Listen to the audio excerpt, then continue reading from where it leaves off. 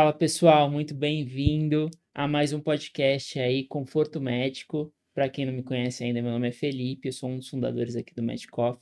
Eu tô aqui do meu lado, os meus sócios, parceiros, amigos de vida e até cunhado, Augusto.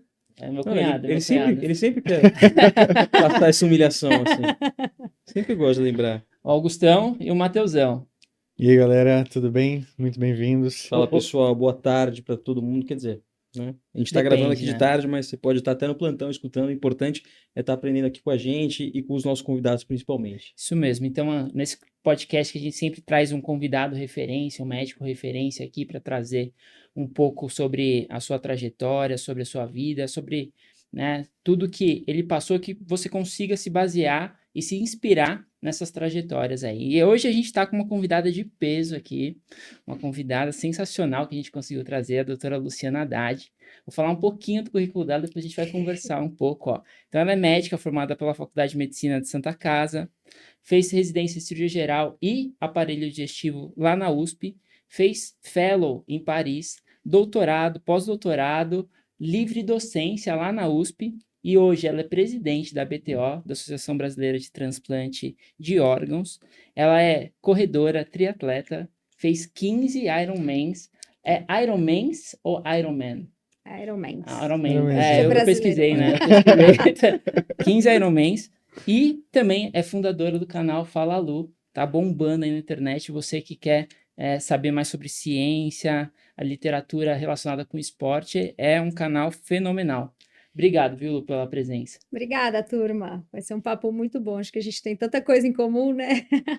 Só com essa apresentação já ficou bem claro aí que a gente tem aqui triatletas, temos cirurgiões, então a gente está em casa. É, o Mateuzinho aqui, ó. Tá Nosso... representando. Eu Nosso fiz um Iron. 70.3, mas fichinha perto do que tudo que a Lu Imagina, fez e faz, né? Tá começando. Ele começou antes de quando eu comecei, eu acho. Acho que foi a mesma época.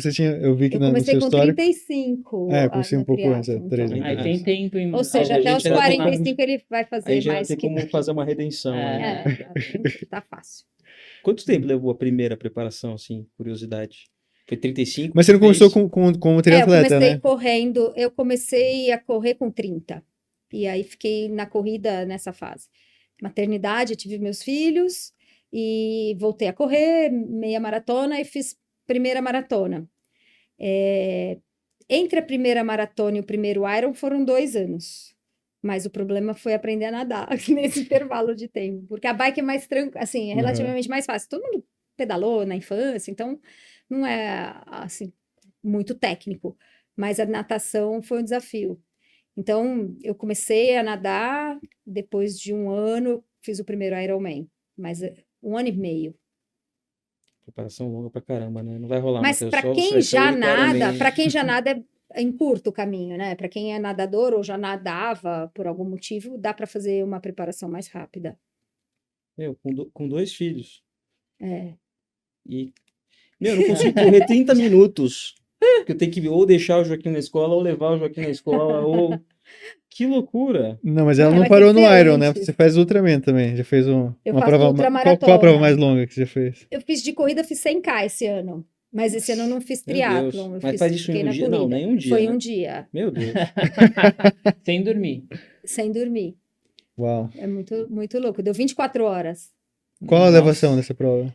7.900. Nossa Uma loucura. Senhora, É uma que loucura. isso. Mas deve Uma terminar. Você montanha, deve... praticamente. De montanha. Você não deve mais tá... Você Nossa. não deve mais. Não são só quer- 100 quer o quilômetros. fim só, assim, São né? 100 quilômetros numa montanha. Você não tá É entendendo. muito louco, é uma experiência. Eu falo que é uma experiência, porque se alucina, tem.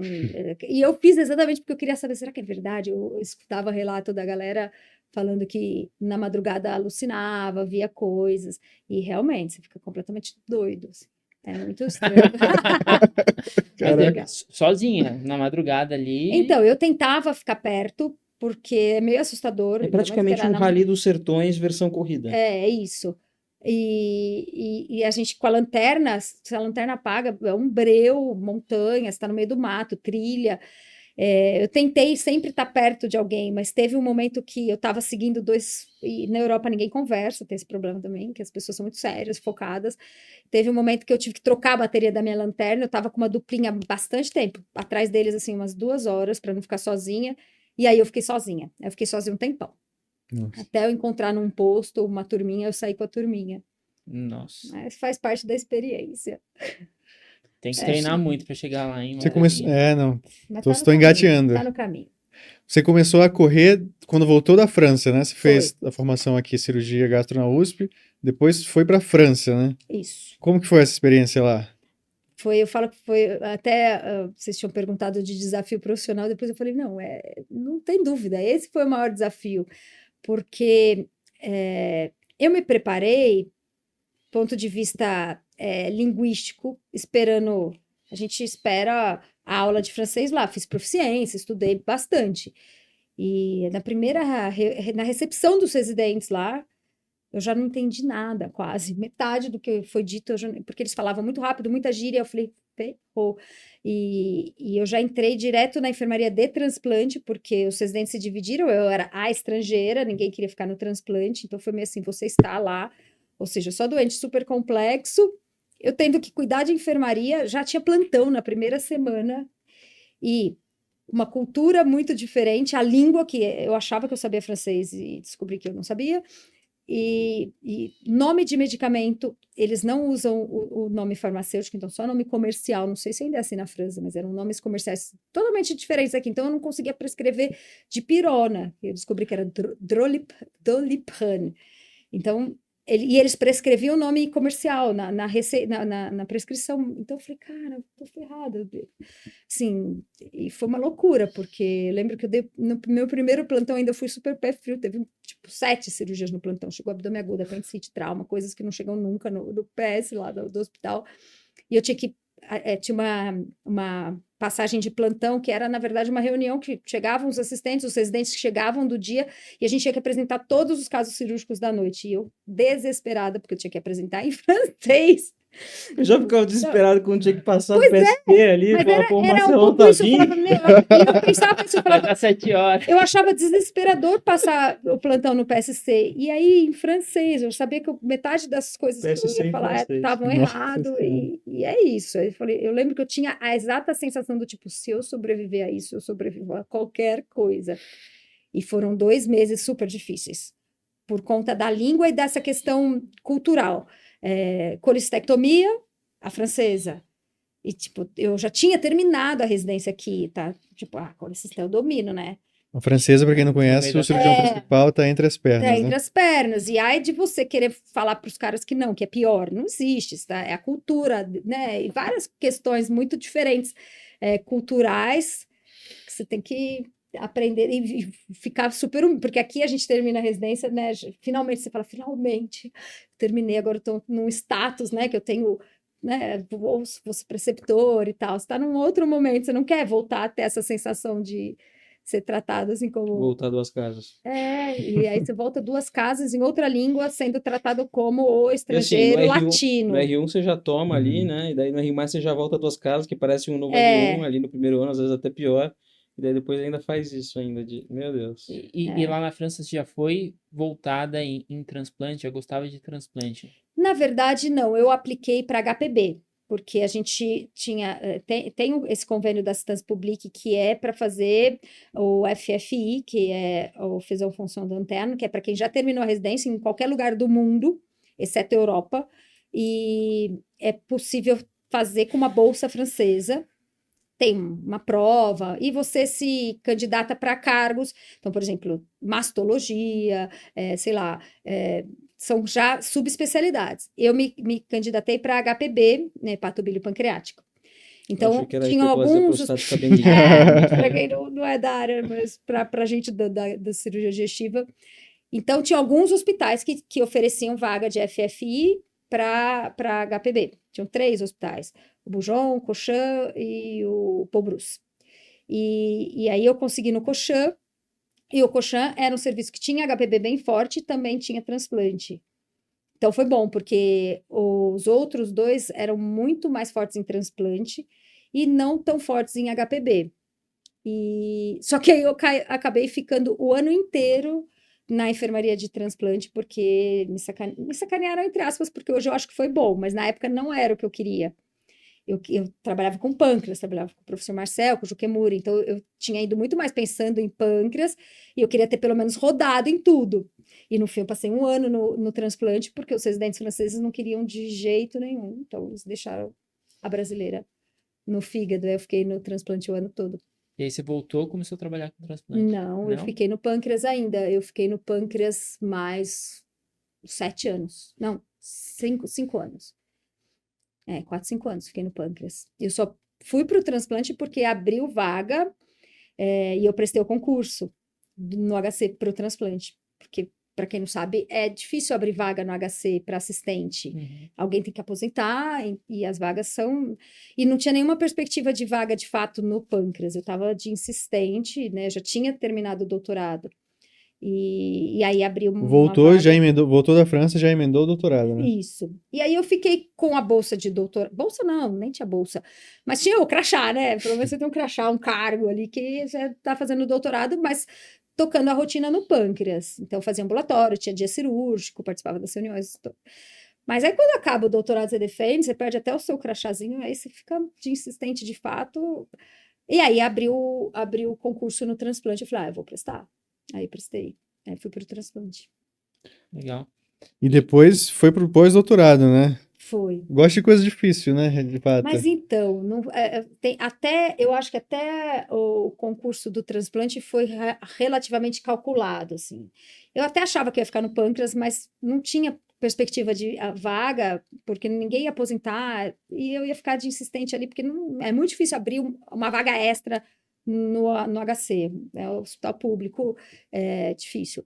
Mas o concurso do transplante não foi planejado. O pós-doc já não, porque eu falo que foi depois da maternidade, que aí você começa a perder o controle um pouco dos seus planos. Quem tem filho sabe, principalmente as mulheres. Eu acabei entrando no pós-doc porque eu continuei trabalhando fora na equipe de pâncreas, e era o grosso da minha vida, assim, de ganha-pão, de trabalho mesmo. Mas quando minha filha nasceu, eu falei, vai ser complicado, porque a gente tinha uma rotina muito puxada e as cirurgias muito longas. Tinha muita cirurgia aos sábados e minha filha nasceu prematura. Eu falei, cara, eu preciso começar a pensar alternativas, porque eu não sei se eu quero a rotina que eu tenho hoje na equipe. E aí entrou o pós-doc. Foi meio assim, sei lá, minha filha estava com uns 2 meses. Eu falei, eu vou pensar alguma coisa aqui que eu possa ir me organizando. E era um pós-doc que tinha um fomento bem interessante. Então, tinha a bolsa mais o fomento, era um edital PP-SUS. E eu falei, eu vou mandar esse projeto. E foi interessante porque ele tinha linhas definidas de pesquisa. E não tinha nada muito relacionado à cirurgia digestiva, muito menos a transplante. E tinha uma linha de pesquisa que era avaliação econômica em saúde. E eu escrevi um projeto em 2 dias, porque era o prazo para encaminhar. Sem chat de Sem já... Não tinha chat. Nossa, hoje ia ser muito tranquilo. Boa. E aí eu mandei um projeto de avaliação econômica em transplante hepático. Né? Juntei o A com B e mandei. Falei, se sair, ótimo, é alguma coisa que vai me ajudar. Eu vejo como que vai. Eu não tinha noção de avaliação econômica em saúde. E aí foi aprovado. Eu falei, nossa. A minha sorte é que era um projeto de 5 anos, já no edital. 5 anos com bolsa, com um fomento bem interessante que eu podia investir para contratar pessoas, etc. E aí eu falei, bom, então agora eu vou aprender. E aí foi quando eu comecei a estudar avaliação econômica em saúde, que virou minha linha de pesquisa, assim, definitiva. Hoje é o que eu mais faço, disparado. Abriu um monte de portas. Muita coisa legal aconteceu por conta desse pós-doc que foi totalmente ao acaso. Tanto o fato de ter pensado em fazer pós-doc, ninguém fazia pós-doc na cirurgia. Ainda é incomum, porque é um título que não é muito, não tem muito uma razão de ser. Em geral, quem é de cadeira mais básica e quer ser pesquisador mesmo, acaba fazendo um pós-doc porque é essa fase de transição entre terminar o doutorado e se tornar um bom orientador. E é uma forma de pesquisar algum tema mais aprofundadamente com um fomento, mas, por exemplo, não tem defesa. Você se matricula, tem um processo de matrícula na USP, você se matricula, mas no final você tem que entregar as publicações, é um relatório, não tem banca, é totalmente diferente, assim, até relativamente mais fácil. Você tem que fazer uma pesquisa muito mais de ponta, mas ao mesmo tempo você não é julgado. A comissão de pesquisa avalia lá se você é aprovado ou não, mas não tem um julgamento. Então, foi interessante. Muito bom. E como que surgiu a livre docência, né? Porque explica um pouquinho o que que é a livre docência para quem não sabe, porque a gente está mais acostumado com o ambiente acadêmico, Uhum. né? Então, professor titular, livre docente e tal. Como que foi essa experiência na sua vida? Bom, Tem muita universidade que não tem esse cargo, né? isso. Na Muito- verdade, as universidades federais e estaduais têm, faculdade não tem. Então, só as universidades que existe, é um grau acadêmico. Então, aí é interessante, porque na carreira acadêmica existe o mestrado oficialmente, existe o doutorado oficialmente. O pós-doc não é um grau acadêmico, por isso que eu falei, o pós-doc é uma coisa diferente, o jeito que ele existe ali na universidade. O pós-doc, então, não é, e a livre docência é para as universidades. Então, nas universidades federais e estaduais, existe esse que é o último grau hierárquico acadêmico, que é a livre docência. Aí é um concurso, esse sim, é um concurso, você é avaliado, tem regras super específicas, e é um concurso que envolve uma tese também, igualzinho a tese de doutorado, mas envolve também uma prova prática, uma prova de arguição, uma prova escrita, e mais uma apresentação de projeto. Então, são 2 dias que você é testado por uma banca e faz várias Mais uma provas. prova de endurance. É uma prova de endurance, é puxado. E você termina exausto, assim, mentalmente, porque são 2 dias muito tensos. A prova escrita, por exemplo, você fica 3 horas escrevendo. Sorteia um tema, né? Sorteia um Sorteia tema, tem que tem- falar um tema da E é parede super de legal estilo. porque tem uma sacolinha, isso pelo menos na USP, agora eu já fui banca de concurso. Quando você é banca é uma delícia, que você está do outro lado, né? Você se vinga. Só come Mas pipoca. tem uma sacolinha lá da USP, verde, de veludo, com umas bolinhas de madeira, aquela coisa secular, com os 20 números, e é para fazer o sorteio do tema. Então, tem uma pessoa que vai lá, e aí tá toda a banca, aí vai enfiar a mãozinha. Pensa, uma sacolinha, parece aquela coisa Não, eu ficava impressionado, porque muito quando a gente antiquada. estava na faculdade, né, volta e meia passava assim, um monte de professor com aquela, beca, Com a né? beca, Com a beca, assim, aquela beca com aqueles adornos verdes ali, aquele negócio, fala, caraca, vai ter não sei o se vai estar tendo um concurso. concurso, que está Não, tendo, e é isso, ser movimenta a banca, faculdade. agora que eu fui já banca, é muito divertido, porque você tá de beca, mas você tá sem pressão nenhuma, pelo contrário, você tá ali só para avaliar, é gostoso, mas também é puxado ser banca, porque é uma responsabilidade, assim. Quando eu fui preceptor na HC, Aham. a época do Sérgio Narras. E aí teve concurso de livre docência, né? E a gente que ajudou o professor a A avaliar preparar. os caras, E aí você viu os chefões lá, tipo, não vou falar o nome, tremendo com o Sérgio Narras na sala e com outro avaliador de outra faculdade. E o cara ali gaguejando, meu, nervoso mesmo. E você só assim lá, tipo, o que Meu eu tô Deus. fazendo aqui? Não, e sempre é, porque tem a parte prática, que é uma cirurgia e uma avaliação de um paciente na enfermaria. E é sempre o residente que escolhe, lógico, o residente que escolhe o caso clínico. E a gente sabe quem é da casa. O residente que às vezes seleciona até a pergunta, porque você tem que avaliar tomo, né? E aí a banca vai te perguntando várias questões relacionadas ao caso. É super, super legal. Mas eu achei um concurso interessante, porque ele é um concurso mais completo, é diferente do doutorado, porque o doutorado é um concurso muito de pesquisa, né? Você aprende sobre pesquisa e como pesquisar, e tem o resultado de uma pesquisa. A livre docência, não, você é avaliado como médico e professor, por isso que tem essa arguição do exame físico, então, teoricamente, a banca vai lá avaliar se você sabe fazer uma anamnese, se você sabe examinar o paciente. Então, é uma avaliação muito completa. E a prova escrita são todos os temas principais da cirurgia digestiva. Então, você tem que estudar de novo tudo: esôfago, estômago, coloprocto. E aí tem uma lista de temas. Para aula também, você tem que E sorteia um tema da sua, você não escolhe a aula que você vai dar, né? sorteia um tema da Você aula. deixa um monte de aula pronta. Então, tem o edital, cada departamento, então, na pediatria, vai ter a lista dos temas principais da pediatria como um todo, assim, é muito legal. Só pode ser professor titular quem é livre docente? Ou não Nas sabe? universidades, Na sim, universidade, sim. E nessa época você já estava treinando para o Ironman? Já estava fazendo? Então, isso foi muito engraçado, que eu falo que tem coisas que são inacreditáveis. Mas esse ano eu fiz 4 Ironman. Foi uma coisa meio No ano da livre absurda. docência?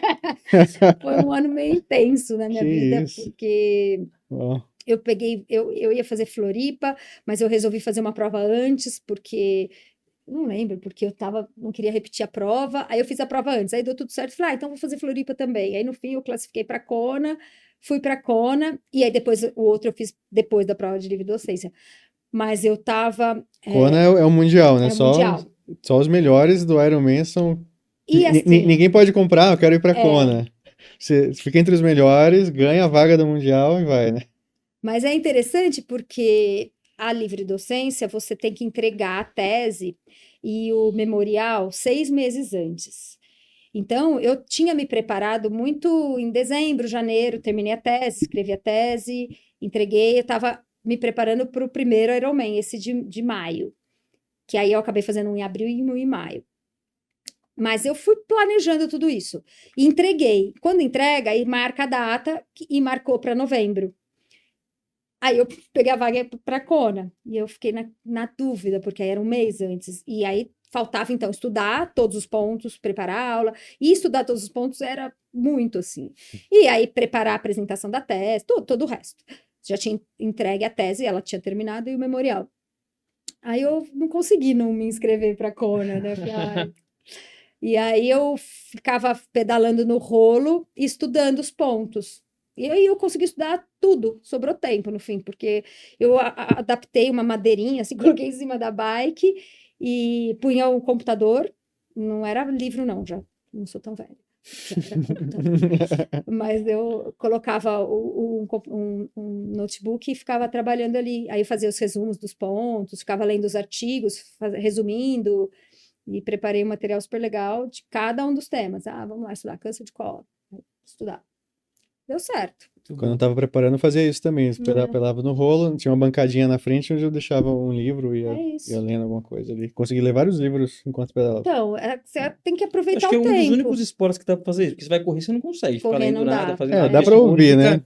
É, mas Dá pra assim, ouvir. tá tudo Hoje o que eu balançando, né? consigo, eu aproveito a corrida para ouvir, mas em geral, quando a corrida é leve, eu consigo prestar atenção. Então, dá Uhum. para ouvir podcast, até audiolivro, faço bastante. Mas quando a corrida é difícil, aí eu não consigo. Uhum. Eu preciso estar aí mais, ou vai ter que ser música ou sem nada, porque você tem que prestar atenção, né? Principalmente quase tudo que eu escuto é inglês, então tem que prestar atenção. Se você para de prestar atenção, Qual que é a distância do Ironman Full? é 3.800 de natação, 180 de bike e 42 de corrida, a maratona. É, depois que você fez tudo isso, ainda tem uma maratona pela É. frente. Não, mas eu tenho a 180. impressão também, eu não sei, eu nunca fiz um Ironman, mas eu devo ter a impressão que depois que você consegue fazer um negócio assim, desse patamar de resiliência, acho que o teu mental já tá mais assim, meu, beleza, é livre docência, meu, eu sou Ironman, mas isso aqui eu tô... Ah, são coisas diferentes, assim, e eu acho que foi engraçado, porque eu estava preparada, tem uma prova que é a arguição do memorial, ou seja, é um dos períodos onde a banca fica perguntando tudo da sua vida. E tinham várias perguntas que eu já sabia que eles iam perguntar. Uma delas era essa. Então, poxa, você faz esporte? Então, eu já fui planejando essas respostas.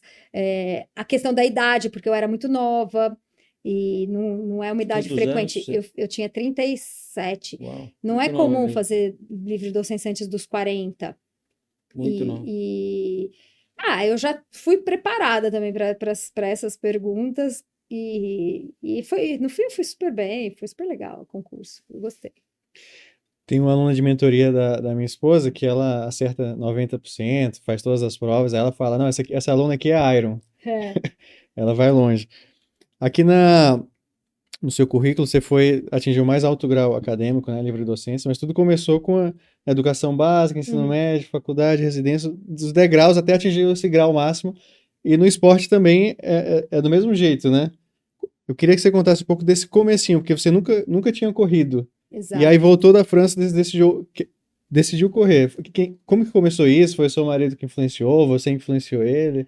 Então, na França, eu comecei a pedalar para me locomover na cidade, porque o hospital era distante de casa, o metrô era terrível, baldeação e lotado, e todo mundo lá tinha esse hábito de pedalar, e eu adquiri esse hábito, achei gostoso.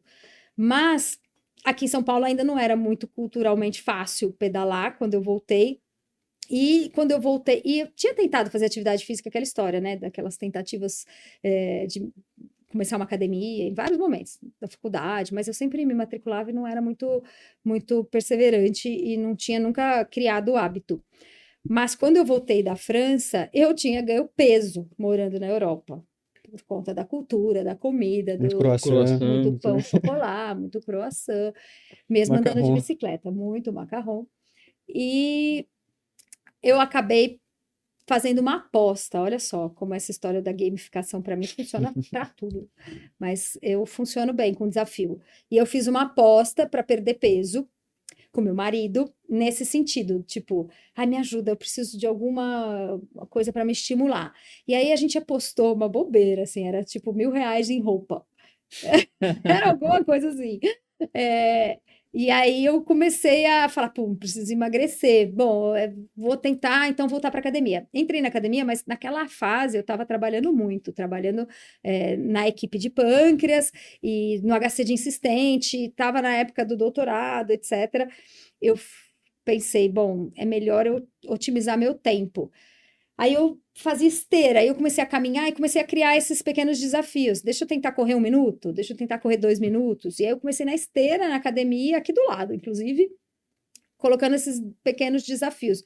E aí, quando eu comecei a conseguir correr 10, 15 minutos, eu falei, vou me inscrever numa prova, que eu tenho um motivo a mais. E eu comecei a perceber que eu estava emagrecendo muito rápido, porque eu era sedentária até então. Então, foi muito, no começo funcionou muito bem a corrida. Aí eu ganhei a aposta, rápido. Quem não lembra do professor Ivan? O professor Ivan era o professor da época. Ele achou que eu estava com anorexia. Ele ficou super preocupado. Ele me chamou um dia na sala dele. Ele era o professor Eu tinha medo do titular. professor Ivan, velho. Então, e ele me chamou na Ainda sala dele. Pensa, eu lá, pós-graduanda, lá no doutorado, insistente. Aí o professor titular me chamou na sala dele. E ele era, né, bravo, assim, ele né? Você tá com problema, eu preciso te aconselhar. Você tá com anorexia e ninguém te avisa. Porque eu emagreci rápido, mas era porque eu tinha começado a correr. Eu tava fazendo dieta e tinha começado a correr. Eu, não, professor, não é. Eu tô realmente fazendo dieta, mas eu comecei a correr, tá muito legal. Aí ele não acreditava, ele achava que. Por pouco ele não me levou para psiquiatria. Mas o fato é que aí eu fiz a primeira prova, eu adorei, foi super legal. Qual foi a primeira prova? Uma Nike 10. E eu 10K. fiz 10K. Aí eu comecei a fazer um monte de provinha, 10K. E aí fui 10K, 5K, e depois de alguns meses eu fiz uma meia maratona. Aí depois que eu tive meus 2 filhos, aí eu fiz a maratona. Aí fui subindo. Mas é isso. Eu gosto, e vocês devem usar isso muito aqui no Mad Coffee, né? De colocar meta, desafio, porque para algumas pessoas isso funciona muito. Para mim funciona muito, assim. Porque você tem ali Um criador de hábito, né? Criador de hábito, uma meta, mas você tem que fazer marcos ali pequenininhos para você conseguir Exato. atingir. Senão, Tipo, eu preciso conseguir correr senão 10 você acha que é minutos impossível. direto. Se Porque você no no começo. primeiro dia achar, vou fazer Iron Man, eu acho que eu só conheço uma pessoa que pegou e falou assim, eu vou fazer Iron Man. E Eu falei, foi. por que Não, você mas não eu já faz uma vinha me preparando. maratona antes, uma meia, nem meia maratona Não fez. esse menino fez antes. Não, eu fiz, eu fiz. Na Excetuando-se, semana anterior eu falei, eu tenho que fazer, porque... Ah, Aí eu fui lá no Ibira e fiz, finalmente. mas excetuando-se, Tipo, eu estudar de acho que você véspera. tem que realmente ir através ir comemorando esses marcos pequenos. É. Qualquer atividade grande, se você não cortar em pedacinhos e for fazendo assim esses marcos, é muito difícil você ganhar esse hábito também, né? total. E aí você se frustra, porque a chance de não conseguir é muito grande, de dar errado, ou de ser muito difícil, ou muito doloroso, ou muito desconfortável. Quando você vai em etapas, você vai, inclusive, adquirindo habilidade. E ela vai sendo mais confortável, né? Não aconselho fazer direto. Uhum. Exatamente porque Também eu já não. vi muitos casos onde a experiência é tão negativa, a pessoa termina, mas é tão negativo que depois ela não quer mais. E aí não vale a pena, Verdade. né? E durante a sua trajetória no esporte também, aqui, né? Alta performance e tudo, longas distâncias, teve um momento que, que houve um acidente, né? Isso. Inclusive a gente viu, ficou sabendo, né? Circularam imagens até, né? nas redes. Como que foi você pode contar um pouco? Lógico. 2021, 28 de janeiro, eu estava treinando na ciclovia. Na verdade, era uma época da pandemia onde nem tinha prova, mas estava naquele meio termo entre a primeira onda e a segunda onda, algumas coisas funcionando. E foi num treino, eu sofri um acidente na ciclovia. Quem não conhece, é um lugar aqui em São Paulo que a gente pedala, ali perto da Marginal. E tem várias histórias, né? Dá para fazer um podcast só sobre o acidente, desde resgate, SAMU. Eu fiz um hemopneumotórax. Eu lembro, Nossa, foi um foi. acidente Eu mesmo. subindo aqui a Teodoro no SAMU, Eu era preceptor. saturando. E tem várias cenas engraçadas. Hoje eu acho engraçado, no dia foi trágico. No SAMU eu achando que ia morrer, porque realmente eu estava desaturando por conta do trauma. Eu tive uma fratura de coluna importante T9. Eu tive muita sorte, porque lá na ciclovia, o pessoal que me socorreu foi super bem orientado e ninguém tentou me tirar do lugar, porque eu tinha muita dor torácica, muita. Era por conta das fratura de costela e a fratura da coluna, mas isso me salvou de não ter ficado paraplégica, porque é uma lesão tipo 4, e que é uma torção com deslocamento. Não entendo nada, mas na época eu aprendi de ortopedia. Então, é uma lesão que tem 92% de chance de paraplegia, de lesão medular. Uau. Mas foi interessante, porque primeiro, eu estava lá na ciclovia, chamaram o SAMU, demorou para chegar. Demorou, e eu lá naquele desespero, porque eu dormia, acordava, sabendo que podia estar acontecendo alguma coisa muito grave. E meu marido chegou, que ele estava em casa, ele chegou antes do SAMU lá dentro. E ele já falou, ela vai para o Hospital das Clínicas. Ele virou para mim, você quer ir para o Hospital das Clínicas? Quero. Então ele vai. E aí ele teve que negociar com a médica do SAMU, negociou, a médica topou, porque não era a referência ali, mas ela topou. Ele já tinha ligado aqui. Quando eu cheguei, tipo, já tinha uns 4 professores titulares me esperando, imagina, eu com roupa de ciclista, capacete. Aquela cena que você nunca quer viver na sua vida, que é chegar de SAMU, prancha longa, colar cervical, vestida com uma roupa totalmente inapropriada por um ambiente, com todo mundo que você conhece dentro do pronto-socorro. E aí, começaram a me atender, eu fui direto para tomo de corpo inteiro. E quando eu saí, tinham vários amigos com uma cara de muito grave, assim. Eu falei, deu merda, alguma coisa errada, feio. Porque até então eu não tinha ideia se tinha alguma coisa de fato, ou se eu tava só com muita dor e não era nada, ou só uma fraturinha de costela. E aí elas iam me falar que eu tinha tido essa lesão, essa fratura de coluna. Então elas estavam super tensas para me dizer, e dali até a cirurgia, que já era indicação cirúrgica, e eu tive que ficar mega imobilizada, tipo, umas 30 pessoas entraram para fazer exame neurológico. Tipo, todos os internos, os residentes, aí o residente da neuro, o residente da ortopedia, o assistente, aí o professor, aí não sei o quê, para ficar checando se eu tinha déficit, né? E eles entravam, eu já falava, não tenho, eu sinto meu dedão do pé, porque tudo começava com aquela história do algodão no dedão do pé. Eu falei, eu sinto tudo, não tô com nenhum, né? E voltavam. E aí foi isso, aí fiz uma artrodese da torácica inteira, T1 até 12. E tinha uma fratura de antebraço, que operou depois, dreno bilateral, é a história do politrauma, né? E Mas ficou quanto tempo até conseguir voltar a dar um trotinho, a fazer algum aeróbico? Então, foi muito interessante essa história também. Eu fiquei 15 dias internada, fui para o 9 de julho, né? Eu fiz a cirurgia no 9 de julho, então eu não operei a coluna. Eu fiquei no pronto-socorro do HC umas 12 horas, e aí eu fui de ambulância mega imobilizada e fui direto para o centro cirúrgico no 9 de julho, e de lá fui para a UTI.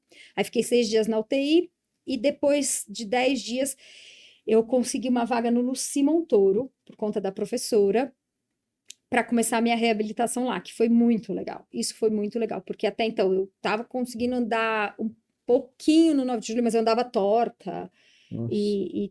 tipo, muita dor, e eu sabia que tinha um caminho longo ali de reabilitação. E aí eu fui para o Luci, e eu fiquei no Luci. Eu poderia e deveria ter ficado mais. Um problema é que era a pandemia, e eu tive que ficar sozinha, não podia receber visita nenhuma no Luci. E aí eu falei, eu não consigo ficar mais do que 2 semanas longe dos meus filhos.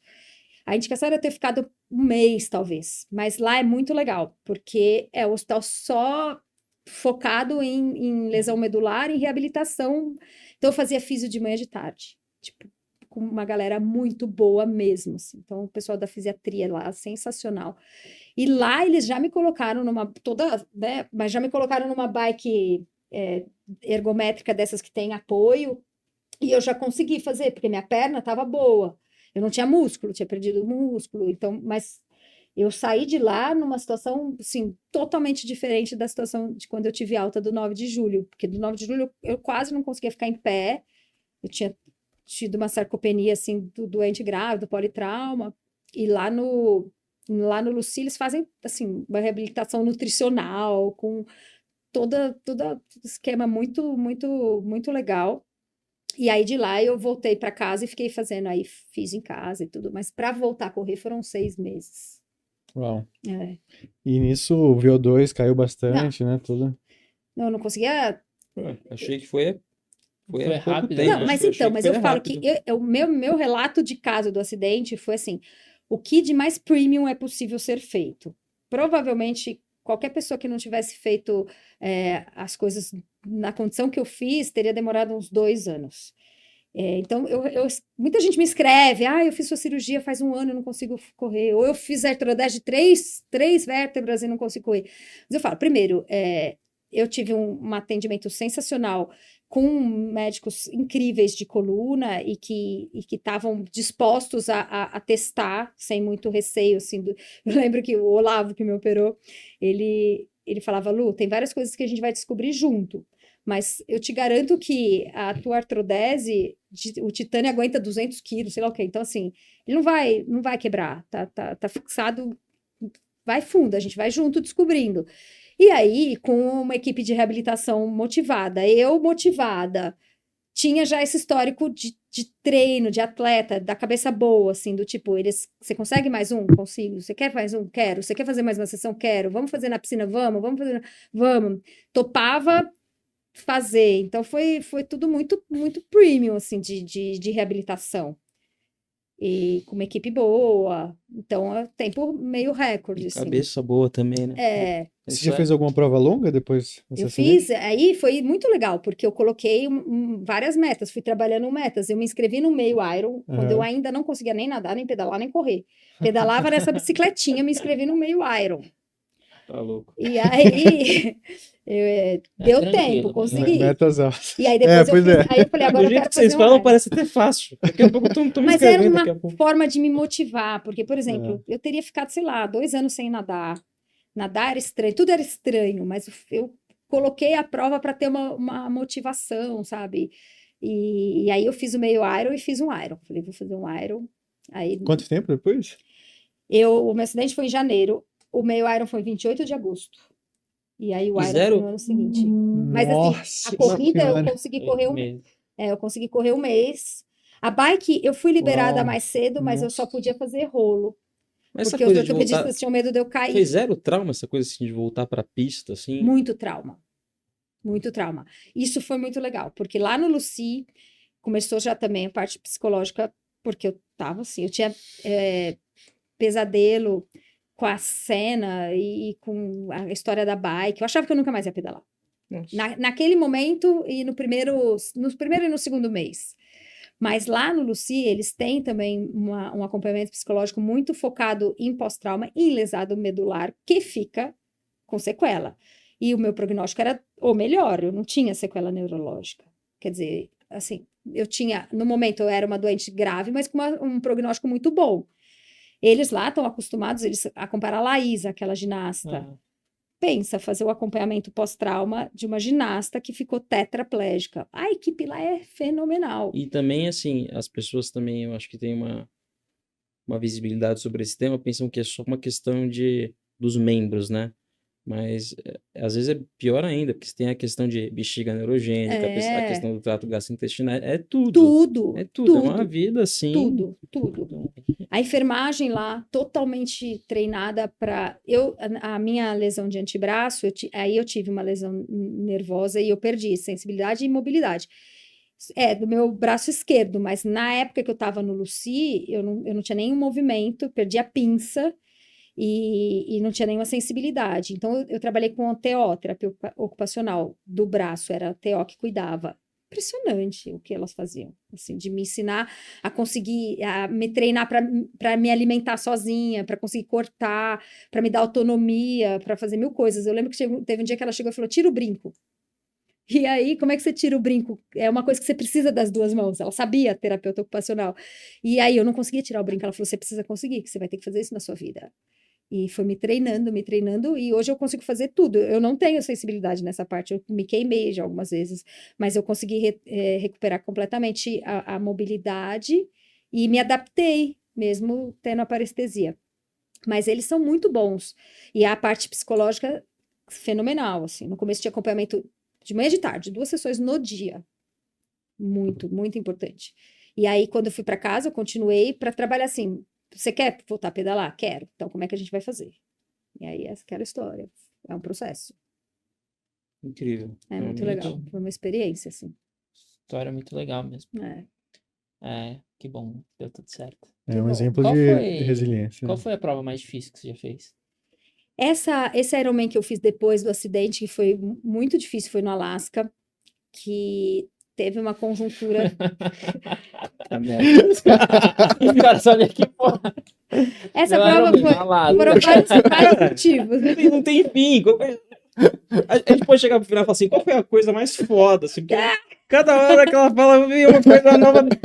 Que loucura, Mas cara. foi engraçado, porque eu me inscrevi para essa prova nessa época que eu consegui fazer o 70.3 e eu recebi um e-mail. Eu também sou dessas, eu caio nos golpes, porque eu recebi um e-mail com uma foto linda de um lago maravilhoso, uma montanha, Vem que tá quentinho, vai ser legal. exato, tipo lançamento, prova do Ironman na primeira edição, Ironman Alaska, e era um lugar que eu queria muito conhecer. Juro, eu entrei, cliquei e me inscrevi. Fui avisar meu marido depois. Escreveu ele também. Não, ele me matava. Mas depois a gente foi descobrindo os perrengues, que a água era muito gelada. Uau. E ainda eu tive um mega azar, que a água é muito gelada, mas o dia foi horrível. Nossa, eu fiquei Choveu o tremendo na tempo raia da todo. USP aqui. Tava 13 graus, só que chovendo muito, choveu a prova inteira. Todo mundo saiu da água em hipotermia. Metade das pessoas abandonou. Tanto que eles cancelaram, nunca mais teve a prova. Foi Matheus, a eu achei única que você era- edição. eu achei que você era do não, mas minhas referências foram atualizadas. Foi muito perrengue. E tinha essa história do pós-acidente, de eu ainda ter muita dor. Então, foi muito emocional, assim. Tem um vídeo eu aos prantos. No fim, eu não sabia se eu estava chorando de dor, de desespero, de alegria, de... Sei lá, foi uma mistura de coisas. Mas foi bem difícil. E nisso tudo, ô, Lu, da onde surgiu o tempo pra criar o Pois. canal? Não, a gente Pois não é. chegou na parte de influencer É. ainda. É, não. Enquanto isso, eu vou correr 2K com o Augusto ali. Ele, ai, minha canela. Ai. Tá com canelite há 2 anos. Eu tô com uma canelite há 2 anos aqui, ó. A história do canal também, eu falo que foi até o pós-doc eu achava que eu controlava alguma coisa, dali pra frente foi tudo. Isso é uma dica para quem tá ouvindo a gente. Vocês acham que vocês têm um plano para a vida, né? Mas a vida às vezes vai surpreender. Em geral, Não, positivamente. Em geral, sempre. positivamente. Isso quando é uma coisa que eu é percebi obrigado na a sua fazer conversa, mudanças, assim, assim. o tempo inteiro, assim. Eu acho É. que quando a gente tem que ter resiliência, mas a gente tem que ter uma adaptabilidade. Você Total. tem que seguir. Muita gente fala assim pra gente, pô, mas vocês abandonaram a cirurgia, assim, de modo figurativo, né? A gente não abandona quem a gente é, mas, assim, a gente não consegue mais atender todo dia essas coisas, vida de cirurgião, por causa da questão da empresa. Fala assim, olha, a vida É isso. é uma barcovela, cara. É, Se gente. o vento bate para um lado, você não tem jeito, você vai com o vento também. E assim, sorte de quem aproveita o vento e vai longe. Eu falo, a história do pós-doc, hoje eu só oriento a avaliação econômica, eu consegui um monte de oportunidades. Eu podia ter falado, ai, que bobeira esse negócio, não quero. E não, foi ótimo. A história do canal tem tudo a ver com isso, porque foi quando começou a pandemia. O canal que tem milhões de visualizações já, né? Tem. Mas 165 mil seguidores. Sim, já tem plaquinha do YouTube tem e tudo. plaquinha, né? Igual de É, a gente vocês. recebeu uma também. Mas o Hospital das Clínicas virou o Instituto Central, Instituto Covid, só atendia Covid. E a gente foi dividido. Uma turma ficou atendendo Covid e uma turma foi para os outros institutos para continuar no que fazia. E eu falei, eu quero ficar aqui no Covid. E o transplante foi para o INCOR. E eu fiquei lá no Covid E a gente recebeu um form da direção do hospital. O que você quer fazer? Eu coloquei no form, eu quero fazer muita coisa, quero fazer tudo. Aquela pessoa ultra motivada. Então, no fim, eu entrei no comitê de crise do Covid, participava das reuniões de gestão, eu fiquei como coordenadora das enfermarias Covid, que eram todas as enfermarias, e aquilo foi super intenso, foi assim, não tinha mais que treinar, não podia treinar, parque fechado, né? Não tinha mais prova, cancelou tudo e Covid na cabeça o dia todo. E eu comecei a gravar no Instagram, falando sobre Covid, que era alguma coisa que, assim, eu não sabia nada, como ninguém, e a gente começou a aprender junto. E foi super legal, porque as pessoas que estavam em casa, morrendo de medo, querendo se informar, começaram a dar um feedback muito legal e todo mundo acompanhando. E eu comecei a fazer isso, gente, era informal mesmo, nos stories.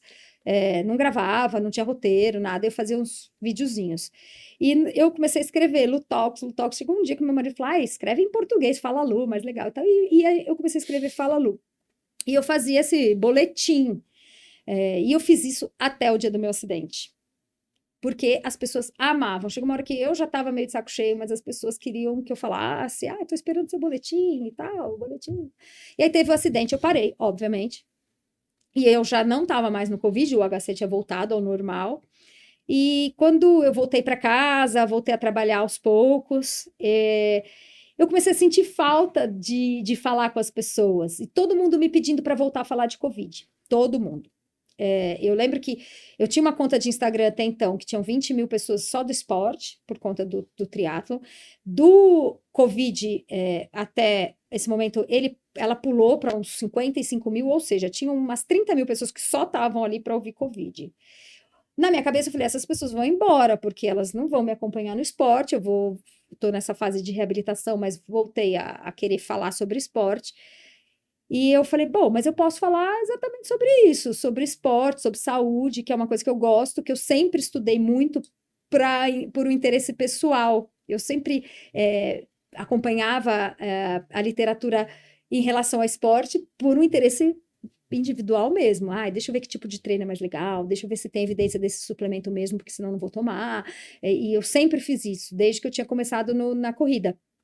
E eu falei: eu vou falar sobre isso. E aí comecei a falar no Instagram e foi super legal. Foi super bem recebido.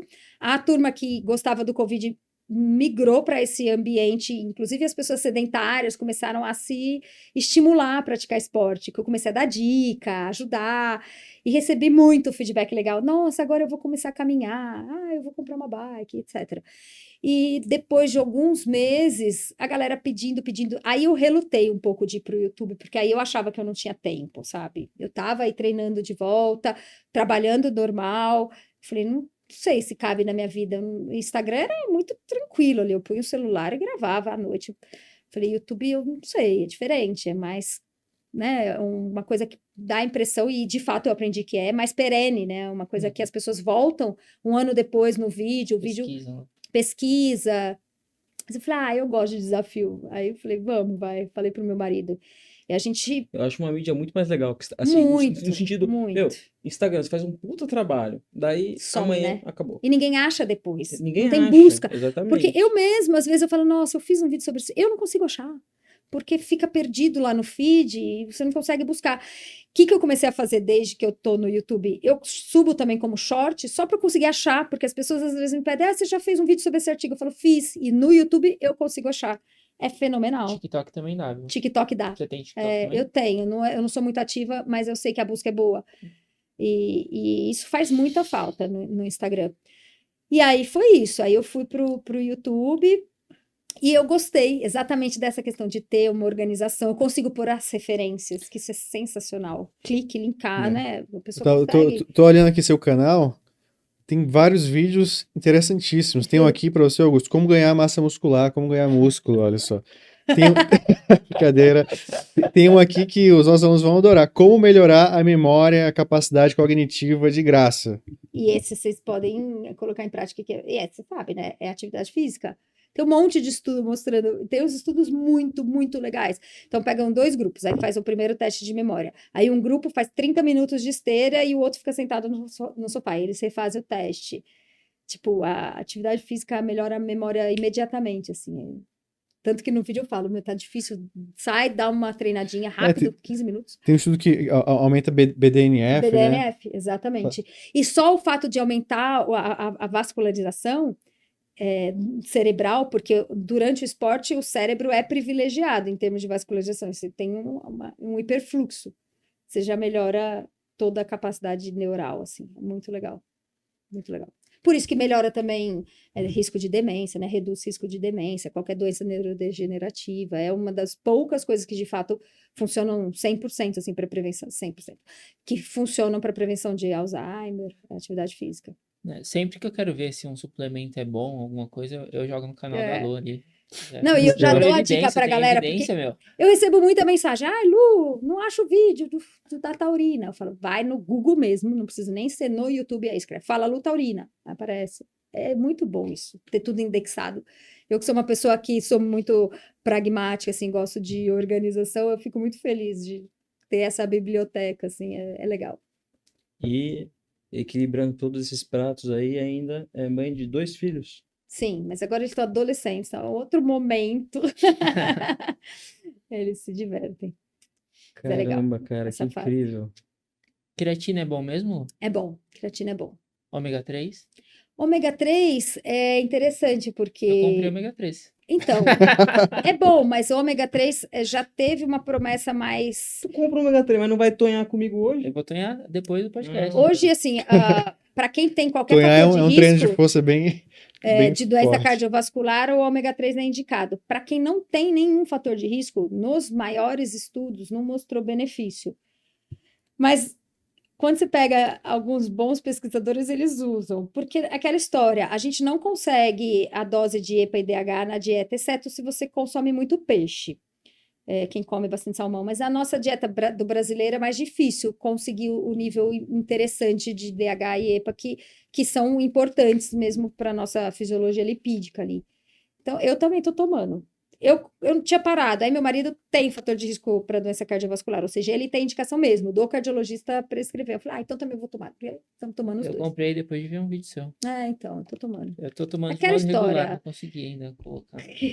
Tem alguns que são evidência nível A, mas para suplemento pouco, porque é diferente da indústria farmacêutica, onde para a indústria conseguir as aprovações, elas obrigatoriamente precisam passar pelos estudos que fazem parte do né, Todas nível. as fases clínicas.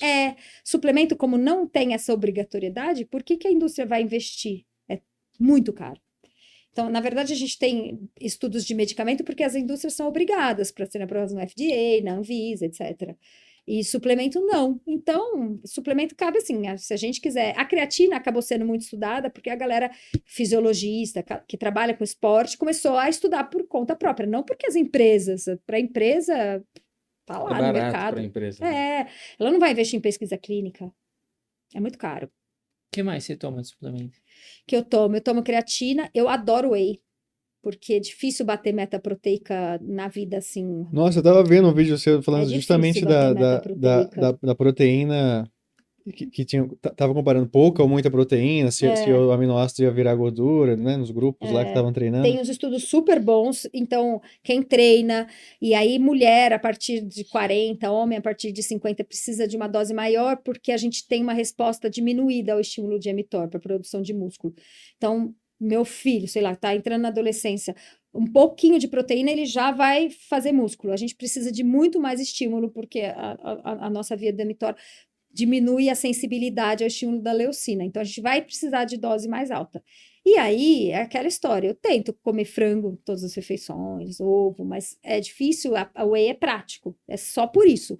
Eu falo, quem consegue comer proteína, come carne, come... Nossa jogada show, tipo um refrigerante de proteína. Vou te mostrar depois que acabar. Que é líquido, né? Que é líquido. Eu acho muito legal, tem umas empresas fazendo. É bem gostoso, ele não tem gosto de whey. Nos Estados Unidos já tem isso faz um tempão. Você já tomou? Já experimentou? Eu já Tem tomei aí na aqui de geladeira. uma marca brasileira, um de limão, que eu adorei, porque não é grosso, né? Umas caixinhas. É isso daí. É E nos Estados Unidos proteína. já tem há um tempão nessas farmácias americanas que tem.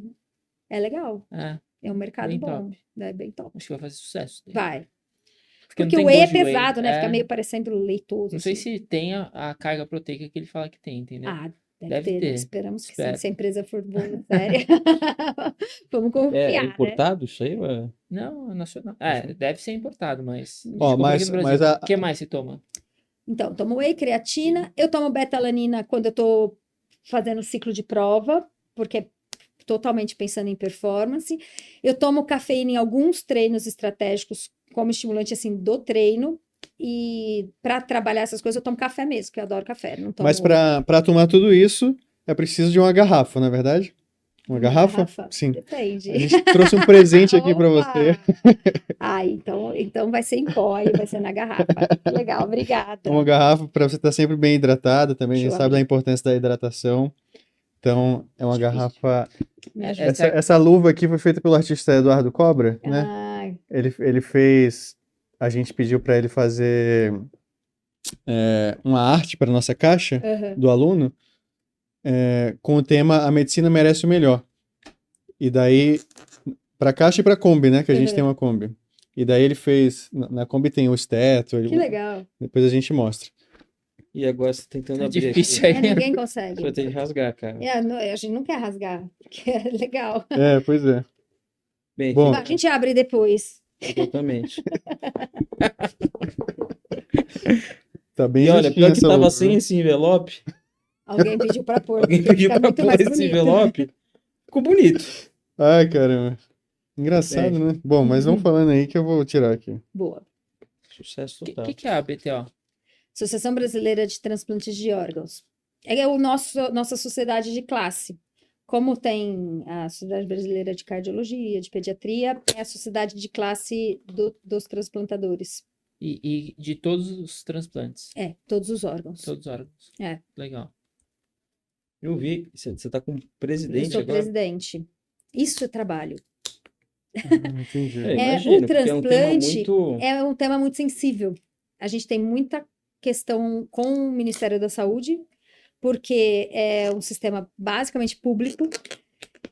É muito sensível, é muito visado do ponto de vista para o bem e para o mal, mas do ponto de vista midiático. Então, quando tem algum acontecimento, a gente é muito demandado. Agora foi.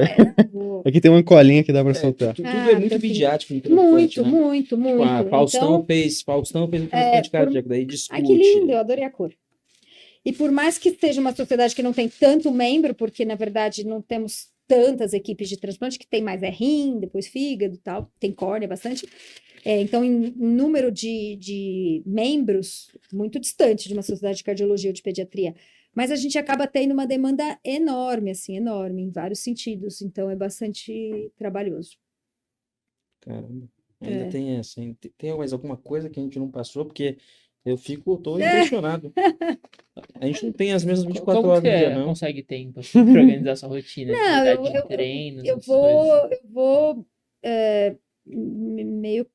Eu também não coloco obrigatoriedades nenhuma na minha vida. Então, por exemplo, desde que eu entrei na BTO, eu achei melhor não treinar para triatlon, por conta do tempo que eu tive que incluir na minha rotina de trabalho, que a BTO foi um extra na minha rotina de trabalho e que realmente é um extra importante, bem significativo, em termos de reunião, de entrevista, eu tenho que ir para Brasília todo mês. Então, o horário que eu consumia para natação, que era o horário do almoço, eu acabei usando agora para trabalhar. E o que eu mantive, que eu acho que é importante aí, é prioridade, é o horário antes do trabalho, mas eu treino às 5:30 da manhã. Isso faz parte da minha rotina. E aí, isso eu mantenho, eu consigo fazer provas de corrida. Então, eu treino todos os dias e treino no final de semana. Aí, no final de semana, eu consigo fazer um treino mais longo, ou no Você treina sábado ou na no rua ou você domingo, faz indoor? mas a maior parte na rua. Na rua? Indoor só se estiver chovendo, mas eu Aqui em gosto de São sair. Paulo, recentemente, essa qualidade de ar aí também. Mas eu gosto, faz bem para sair assim. A bike eu pedalava muito indoor, porque é mais prático, mas a corrida é raro. Evito. Muito bom, muito bom. Lu, a gente tá chegando aqui na reta final. A gente tem umas perguntinhas aqui que a Ai, gente, pior que eu não me Marília preparei. Gabriela, pode responder de bate-pronto, tá bom? Tá. Para você, medicina é? Eu acho que medicina é oportunidade. Tudo isso que a gente falou aqui só aconteceu na minha vida por conta e graças à medicina. Sou muito grata, muito grata. Quem é, Luciano? Eu sou multifacetada. Eu sou, acho que eu sou, realmente eu não gosto de me limitar, então acho que eu sou ilimitada e intensa. Em geral, eu sou intensa no que eu faço. Residência médica. Nossa, eu acho fundamental. Eu não sei se eu sou velha. Não sei se eu tenho que me responder isso. Eu acho estranho esse. Concordo. Eu acho estranho que tenha acontecido. Não sei, eu me formei em 2001, faz muito tempo. Quando eu me formei, era para responder rápido, né? Mas é que é uma coisa que é um tema sensível para mim. Eu ainda não consigo entender as pessoas optando por nem tentar, né? Eu entendo a dificuldade, eu entendo que talvez nem todo mundo consiga, mas nem tentar me parece estranho. E na minha experiência, e aí eu estou falando da minha experiência, eu saí completamente despreparada para qualquer coisa da Às faculdade. vezes a gente não tem nem essa percepção, só depois que a gente vai Nossa, falar, meu Deus do céu. Depois que você mas passou assim, 2 anos eu de dei plantão de cirurgia. clínica no R1 e eu não tinha capacidade e competência para estar dando plantão de clínica. Eu passei vários apuros. E olha que eu era estudiosa, levava livro, né? E eu comecei a me sentir preparada para atuar como cirurgiã depois do R3, assim, de estar realmente mais confiante, né? Também. Acho que só quando eu fui fazer urologia que eu falei, pô, agora realmente eu tô virando Né? assim um Mesmo no médico que eu. R2, você ainda é difícil. Ou seja, a gente tem muito para aprender. E agora, transplante, tem que estudar todo mês. Você tem que ir para congresso, tem que. Não tem, a ciência é muito rápida, a gente tem muita. As coisas evoluem muito. Isso trabalhando no nicho do nicho, que assim, o que eu atendo de fato é transplante hepático, então eu consigo participar do congresso, ler a revista, blá, blá, blá. Imagina ser tudo, você não é nada. É difícil. É, Mas realmente. não sei. Posso estar. A gente concorda, né? Acho que o padrão ouro de preparação, né, do médico é ele fazer residência médica, né? Eu acho. E depois ele galga várias possibilidades que a gente viu aqui que existem, né? Exato. Depois ele pode ser qualquer coisa. É engraçado porque às vezes no YouTube existe essa questão da pessoa lá te descobrir por conta de um vídeo. Então você tem que estar pronto para comentários esdrúxulos. Mas outro dia eu recebi um comentário assim: ai, um rostinho bonito falando besteira porque não quer fazer consultório e acha que vai ganhar dinheiro. Assim, eu falei, gente, respondo ou não respondo? Porque eu me formei em 2001. Fiz residência, fiz fellow, fiz pós. Eu famoso atendo troll. ambulatório no HC toda semana. Aí você tem que escutar um negócio desse. Eu falo, por onde eu começo a responder? Porque ficou parecendo que eu era alguém que me formei. Porque hoje tem gente que fala isso, que quer trabalhar com rede social como médico. Mas eu falo, como é que a pessoa vai falar sobre qualquer coisa? Sobre o que ela vai E falar? eu acho que isso, assim, esse tipo Não de atividade tem. só é fundamental, inclusive por causa disso, porque não existe, assim, vácuo de poder. Então, quando você está num ambiente onde quem tem autoridade não está fazendo a comunicação, Alguém quem vai faz. fazer é quem não tem essa legitimidade. Então, é E eu falo, importantíssimo eu isso. hoje falo sobre temas que não são de transplante. Obviamente, nada do que eu falo no Fala Lu é de transplante, mas faz mais de 25 anos que eu leio artigo todo dia. E que eu sou orientadora da pós-graduação e já tive um monte de aluno que eu tive que ensinar. Eu dou aula para o 4º ano, eu dou aula para o 5º ano, eu dou aula para os residentes. Então, você aprende como simplificar, como ler, como entender, como avaliar a qualidade. E tudo isso permite que você consiga, então, ler um estudo sobre creatina e para o leigo dizer se aquilo é bom ou ruim. Eu nem E estou ocupa esse falando para o espaço. médico do esporte. O médico do esporte tem que ir no Congresso de Medicina Esportiva e ouvir a referência mundial sobre o tema. Não sou eu que vou falar. Mas para o leigo eu me sinto extremamente capacitada. Mas porque eu faço isso há quanto tempo? Então, como é que alguém termina a faculdade e acha que está apto para quase, né? Na verdade, você tem que ainda aprender muito sobre qualquer coisa. Com certeza. O que é o sucesso para você? Sucesso, eu acho que é o equilíbrio. Eu já tive momentos da minha vida onde eu ganhei muito dinheiro e eu não tinha sucesso. Eu já tive momentos de conquistar coisas que eu achava muito difíceis e também não acho que era sucesso, porque eu acho que é esse equilíbrio. Que você descobre quando você percebe que se você não tem tempo para sua família, você também não tem sucesso, porque isso não te traz felicidade. Se você tem muito dinheiro, mas não consegue usufruir com pessoas, com coisas que você ama, Então, eu acho que sucesso é o equilíbrio. Pô, muito bom. Qual que foi sua maior vitória? Então, isso não sei ainda a maior vitória. Eu acho que eu olho para trás. Esse ano aconteceu um negócio muito legal, que eu fui convidada para fazer a palestra de abertura do Congresso Médico Acadêmico da Santa Casa, que é a faculdade que eu me formei.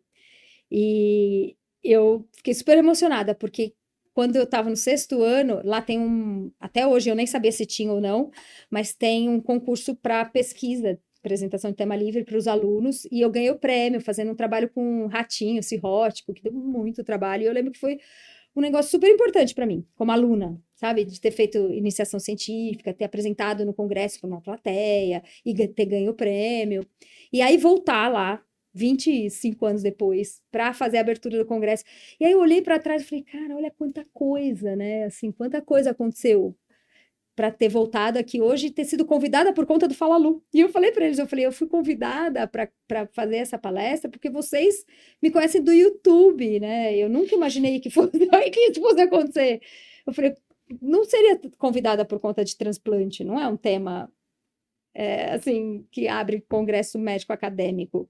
Aí eu falei, que legal, né? Acho que é isso, essa mistureba que às vezes não foi muito planejada, mas que é muito legal. Qual que é a sua missão? Minha missão hoje, eu acho que faz muito. Uma das minhas missões hoje é muito essa comunicação, assim, de comunicar a ciência e mostrar que as coisas podem ser descomplicadas. É trazer um pouco da academia para o leigo e mostrar que a academia e a ciência é confiável, é fundamental, e que tudo que a gente consegue de qualidade na medicina hoje e na ciência é por conta dos pesquisadores que estão lá no Lean, começando uma técnica nova no ratinho, testando. As coisas são ainda muito distantes e pouco valorizadas, então a gente precisa, acho que, tirar um pouco esse gap, assim, deixar as coisas mais importantes. Acho que eu queria muito valorizar o pesquisador, o cientista. E eu não queria que as pessoas... Eu queria que os pesquisadores estivessem nas redes sociais falando, mas às vezes não é nem O perfil, o às vezes. perfil.